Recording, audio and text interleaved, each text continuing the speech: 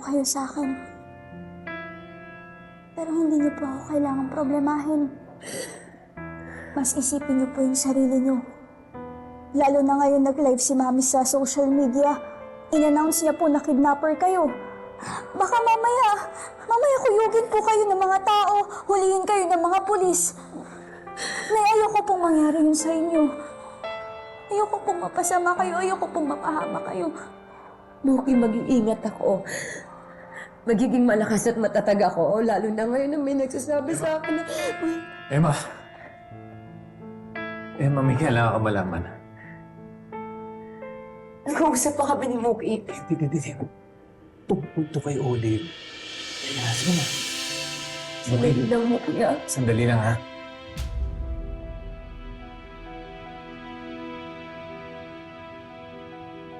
Si Olive. Siya ang kumuha kay Baby Kyla. Si Olive.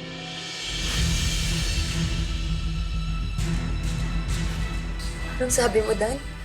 Si Olive ang nagnakaw sa anak natin? Oo. Sigurado kayo dyan? Oo. Emma, Nay. Ito si Bukoy, nakita niya yung panawagan ni Olive. Kaya namumukha niya si Olive eh. Emma, tandang-tanda ko yung tsura ng babaeng yun. Siya ang kumuha sa anak niya.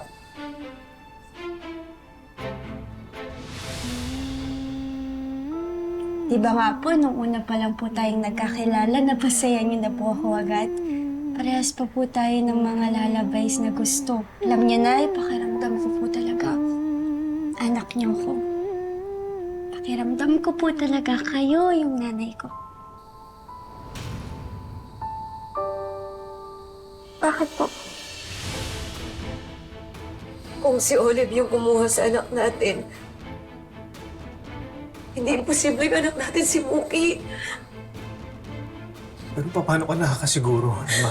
Hindi pa ba sapat ang nararamdaman ko na anak natin si Muki? Emma. Meron din siyang balat sa bintay na korteng puso. Nakita ko. Ano?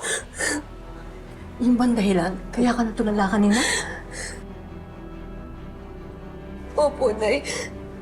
Pwede naman magkaroon din ng balat yung iba, pero hindi ka naman kagaya ng kay Kyla na korteng puso sa binti pa. Kaya pala, nung umpisa palang mag-aano yung loob ko kay Muki. Kaya pala, parang hindi siya iba sa akin.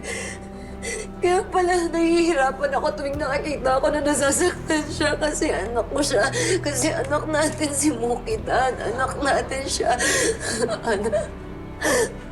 Anak natin si Muki.